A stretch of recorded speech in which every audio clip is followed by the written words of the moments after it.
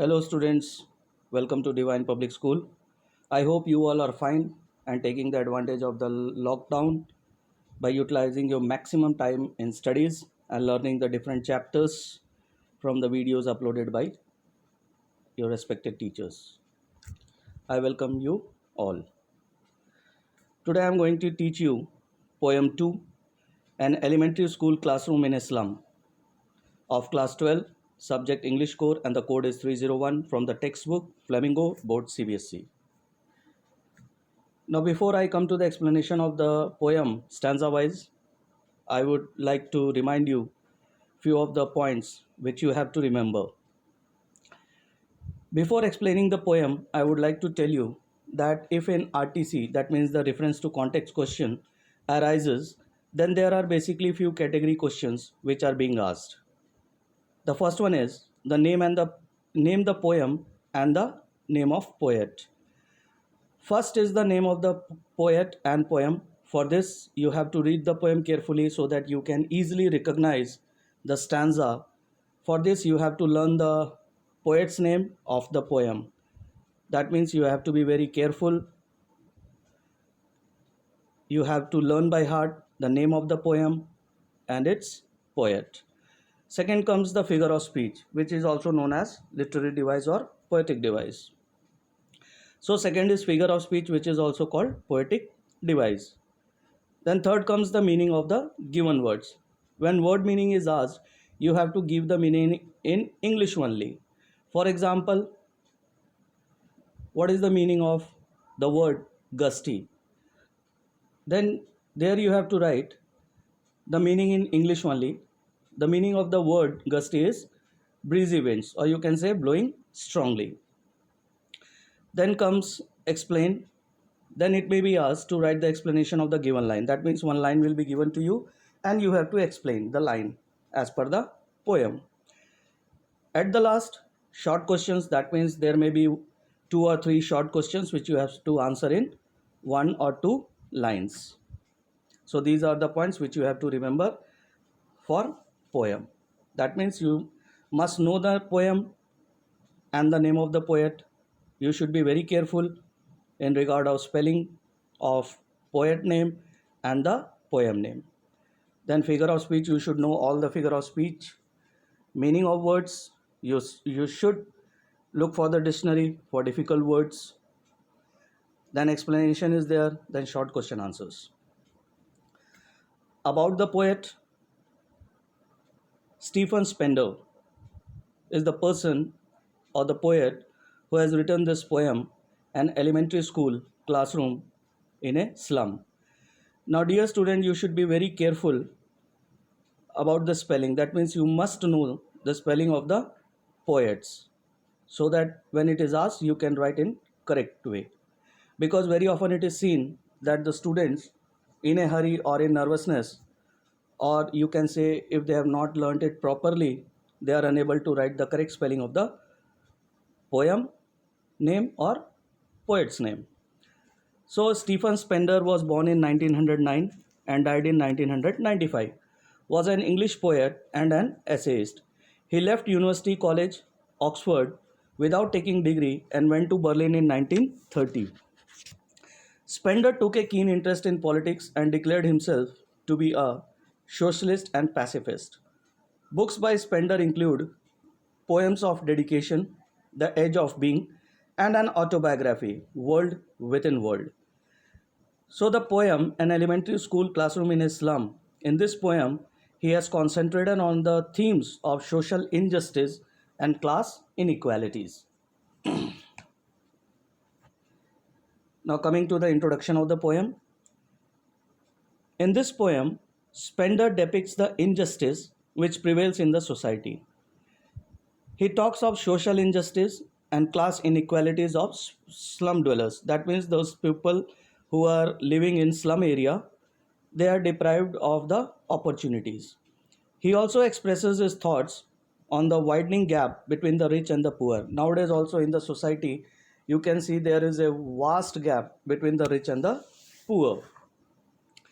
The poem brings forth the pathetic conditions of the children of the slum. and the inadequate educational facilities provided to them.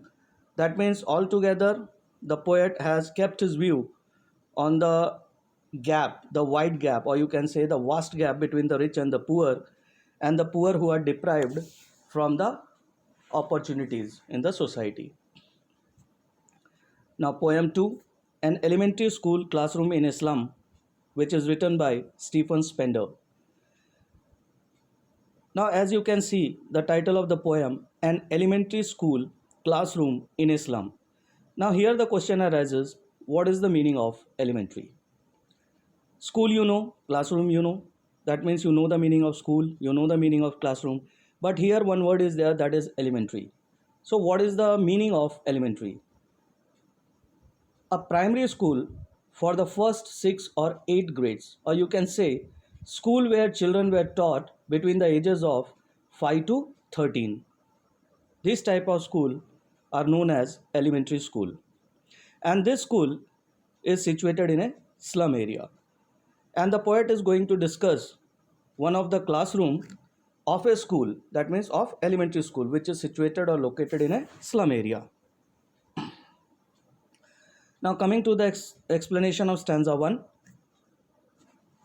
Before I come to the explanation, or before I start explaining the stanza line wise, first of all I would like to read the stanza for you all. Far, far from gusty waves, these children's faces, like rootless weeds, the hair torn around their pallor, the tall girl with her weighed down head, the paper seeming boy with rat's eyes. Now students, in this stanza, you can see I have underlined and highlighted few of the difficult words in this stanza. So first of all, let me tell you the meaning of the difficult words. The first one is gusty, and the meaning of gusty is breezy winds, or you can say blowing strongly. Second word is rootless weeds. It means useless wild plants which grow on their own in the fields. Pallor means dull faces. Weighed down, here in the poem, depressed due to the burden. The paper seeming boy, it means looking lean and thin. So here I have told you the meaning of the difficult words. Let's come to the explanation of the poem. See the first line, students. Far, far from gusty waves, these children's faces. Now in the stanza 1, the poet describes the pathetic condition of the children studying in elementary school. Now in this stanza, or you can say in the whole poem, the poet had described 3 students of this school, that means elementary school. Now in this stanza, I will be talking about first and the second child. Now once again see the first line. Far, far from gusty waves, these children's faces. Now the faces of these children are far away from the blowing breeze winds, as they live in the slum area which don't have the proper ventilation. That means there is no proper light or air. So they are far away from the fresh air, that means the blowing breeze winds. The faces of children are dull. The appearance of the children shows that they are unwanted like the rootless weeds. And their faces are sad faces. Now see the second line. Like rootless weeds. Now in the line, the poet has compared the children to rootless weeds.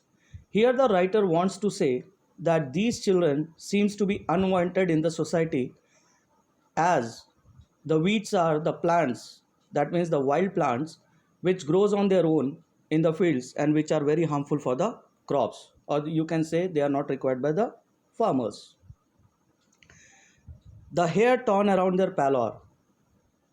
The hair of these children are not neatly combed. It fall on their dull faces as if they have been torn apart.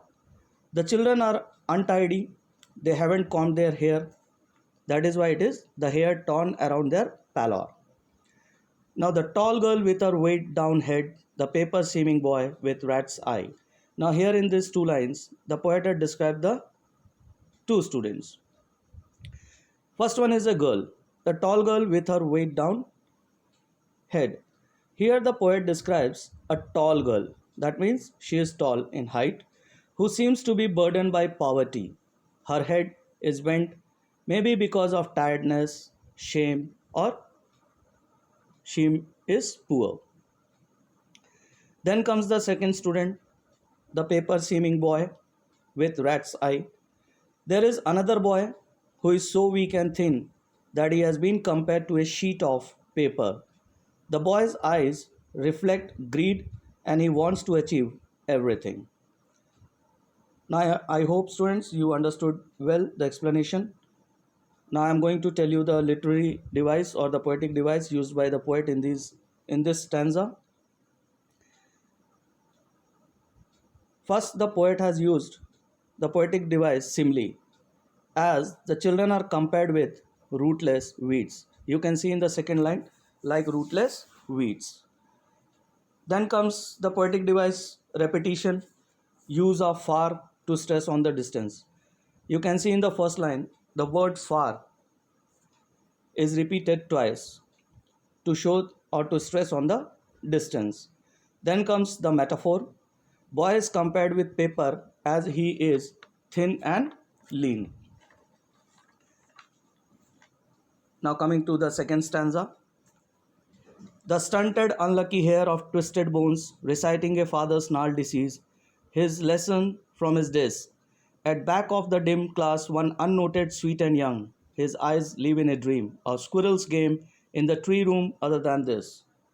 Now in this stanza, the poet describes the second and the third boy. Then the poet describes another boy, that means the second boy who is physically disabled. The poet says that the boy is unlucky because he inherited a disease from his father due to which he has deformed body. Now here students, stunted and unlucky hair is the two difficult words in the first line. Now the meaning of stunted is not fully grown and unlucky hair means successor.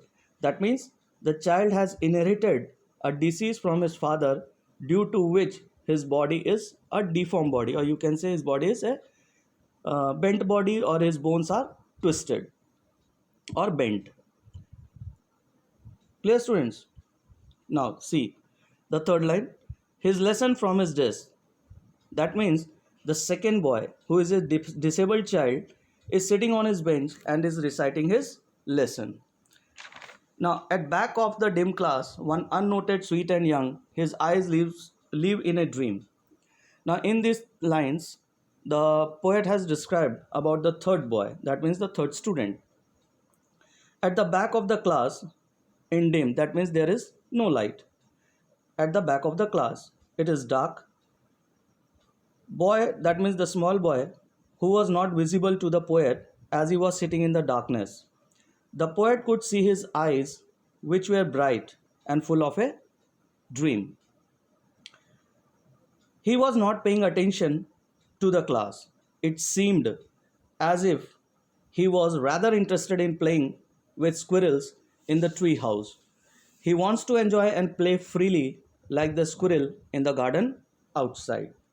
Now here, the reciting is a hard word, gnarled is a hard word, and unnoted. Let me tell you the meaning of this difficult words. Reciting means enumerating, gnarled means rough, unnoted means not noticed. That means in this stanza, the poet has described the two boys. One is a disabled boy who is inheriting a disease of his father. That is why his body is deformed body or bent body. And the second boy sitting at the back of the class, who was not visible to the poet as he was sitting in the darkness, but poet could see his eyes, who was dreaming, and he was much more interested in squirrel's game rather than in studies. Now coming to the third stanza. On sour cream walls, donations Shakespeare's head, cloudless at dawn, civilized dome riding all cities. Bellied, flowery, Trosley Valley, open-handed map, awarding the world its world. Now, in this stanza, the difficult words are sour cream, which means unpleasant. Donations means things given as gift.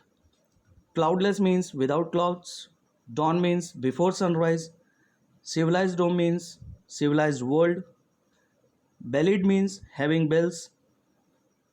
Tyrolese Valley means valley of beautiful and fragrant flowers. Open-handed means map of the world drawn at will. And awarding means giving the award.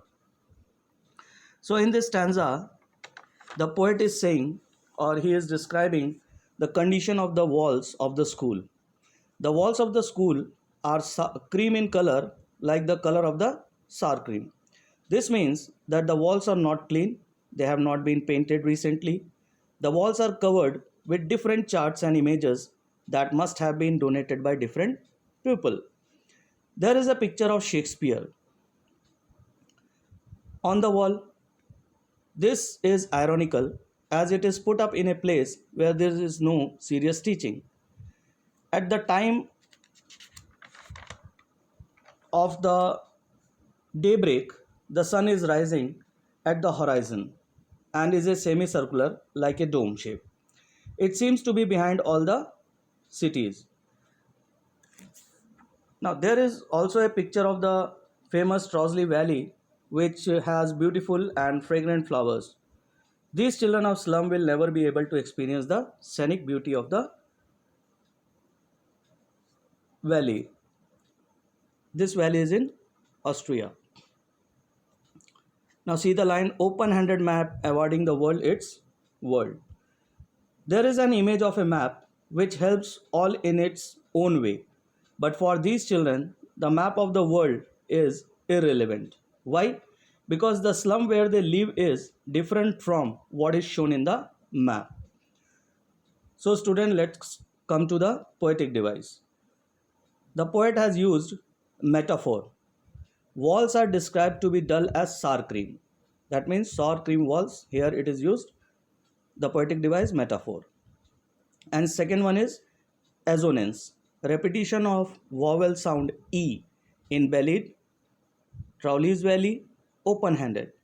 You can see bellied, double E is there, flowery, single E is there, Trowley's double E is there, valley, single E, open, single E, handed, single E. That means the repetition of vowel sound E is there. That is why it is the poetic device is assonance.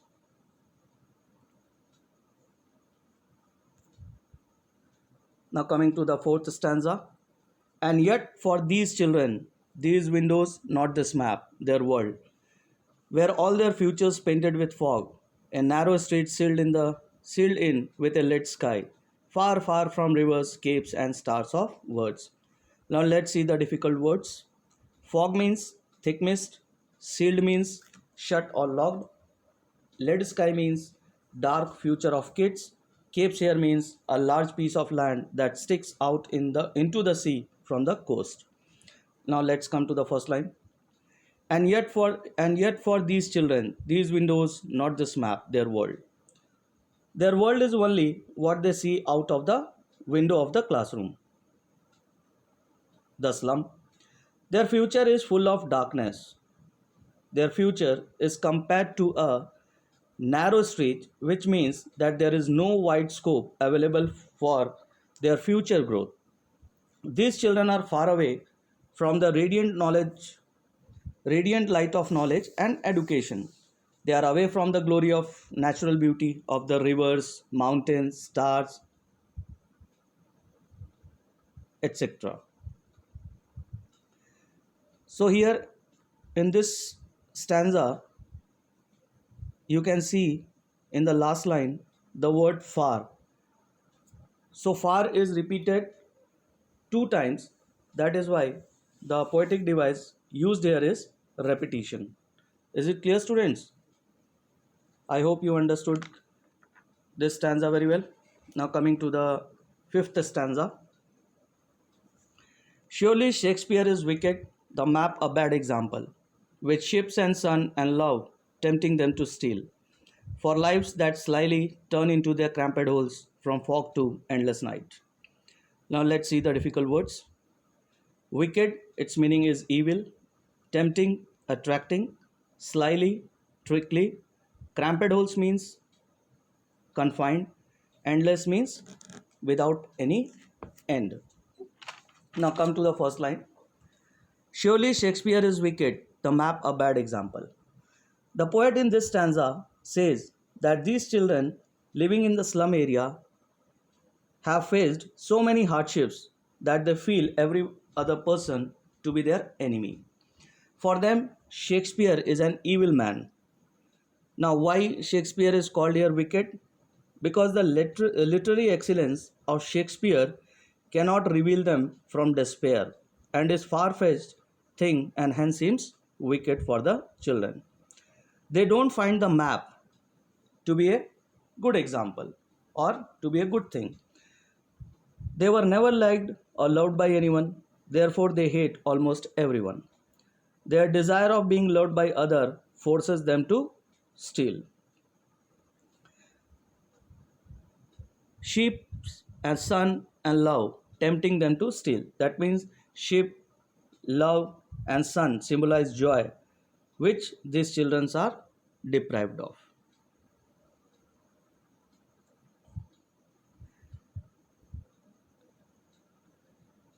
As these children live in small homes and they have started adjusting to it, their life is going towards an endless night. Now let's see the poetic device. The poetic device used here is repetition.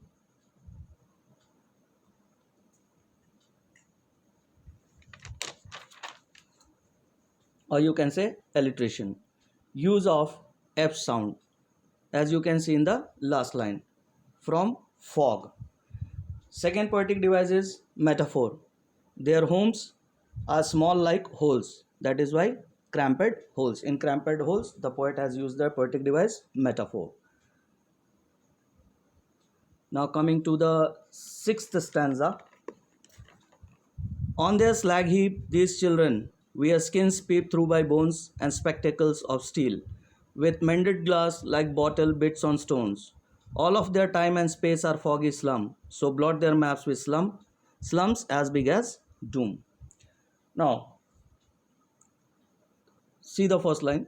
On their slag heap. It is a difficult word, slag heap. Its meaning is waste material pile. Peeped meaning is emerging. Bits means pieces. Foggy slum, full of fog. Blot their maps, blemish. And doom means hell here. Now coming to the explanation. The slum children live on a slag heaps, piles of waste material.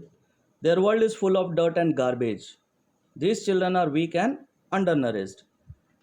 They look like skeletons as their bones peep through their thin skin. These kids are so thin that one can easily see their bones through the thin layer of skin. Their skin is like the thin layer of cloth, and the bones beneath are visible through the skin. These kids suffer malnutrition. Even the lenses in the spectacles are repaired, you see, with mended glass. It means even the lenses in the spectacles are repaired. They wear spectacles which are made of steel. They are cheap and very uncomfortable. The spectacles have been repaired with pieces of glass sticking out of them. They wear spectacles of steel with mended glass, which are discarded spectacles by the rich, or you can say repaired and worn out. Like bottle bits on stones. Their life is like bottle bits on stones, shattered and broken like bits of bottle on a stone. They are deprived of even the basic amenities of life. All of their time and space are foggy slum, so blot their maps with slums as big as doom. Their world is comprised of the foggy slum, where they live nightmares. The poet notices the creation of two worlds. The dirty slum with their narrow lanes, which are virtual hell. Then There are islands of prosperity and beauty where the rich and powerful dwell. The poet protests against the disparity between the lives of people in these two worlds. He wants that the poor should enjoy social equality and justice. The fair map of the world, the fair map of the world should have blots of slum as big as doom. The gap must be reduced between the two worlds. Now, coming to the seventh stanza. Unless governor, inspector, visitor, this map becomes their window, and these windows that shut upon their lives like catacombs. Now, see the difficult word, students. These windows, it its meaning is little school in foggy slum. Then comes shut upon, that means block their progress. Catacomb means cemetery. Now, see the first line. Unless governor, inspector, visitor, that means the elementary school in slum exists for namesake. The infrastructure is poor with hardly any serious teaching. The poet says that the government should take notice of the problems being faced by these kids. He urges them to change the life of these kids and make the world map a reality for them. There is a need to break the restrictions which are put on them due to poverty and lack of resources. The school springs in activity only when a governor or school inspector visitor comes on round of the school. Then the map becomes their window from where they can see the world beyond their slums. Since they are confined to the slums, these sights and glimpses are shut upon them as they are deprived of all opportunities. Their lives are shut up in the cemeteries of the slums, where they slither and slog to make both end meet. Now, coming to the last stanza, stanza number 8. Break, oh break, open till they break the town, and show the children to green fields and make their world. Run azure on gold sands and let their tongues run naked into books, the white and green leaves open. History theirs, whose language is the sun. Now, see the difficult words. Break, oh break, that means come out. Azure, deep blue. Gold sands, golden sand on the sea coast. Tongue, run naked, means express themselves freely. Now, in the last stanza, the poet hopes that these children will break free from their pathetic condition or life, from the chain of the slums. He appeals to those in power to liberate these children from the miserable slums and enable them to breathe in the fresh, beautiful, and healthy environment away from the foggy slums. They should be able to bask in the open fields and let them run free on the golden sands. Now, the poet here visualizes freedom for these children. He wants a carefree life where they get economic and social justice. They should be able to learn not from the books alone but also from the world, the nature around them. That is why it is mentioned white and green leaves open. Now, in the last line, the poet ends this poem with a positive note and wants the opportunities to be available to these children. The people who strive for knowledge are the ones who create history. So, last line is very important. History theirs, whose language is the sun. That means the people who strive for knowledge are the ones who create history. The ones who are let free are the ones who will create history. Let's see the poetic device. See the third line, run azure, and the fourth line, run naked. Use of repeated words in two consecutive lines, run azure and run naked. The poetic device used here is anaphora. Second one is the metaphor. Books and nature are expressed in the form of white and green leaves. That means the white and green leaves open. Metaphor is used here by the poet. I hope students you have understood this poem very well. Now, theme of the poem, which is very important for you all. The poet has given two themes. First one is the social injustice, and second one is the class inequality. Now, in social injustice, the poets say that it is a situation when some unfair practices are being carried in the society. Whatever unjust is happening is usually against the law, and it might not be something that is considered a moral practice. In class equality, the poet says that it means existence of unequal opportunities and rewards for different social positions or statuses with a group or society. So these are the two themes of the poem: social injustice and class inequalities. Now here students, in this slide I have given you 7 questions. You have to write the answer of this question in homework copy, and you have to show to me when the school gets open. Now write the meaning of the difficult words. So once again, go through the video, listen it very carefully, write the meaning of these difficult words, as this poem, An Elementary School Classroom in Islam, is a very important poem. Thanks for watching and listening.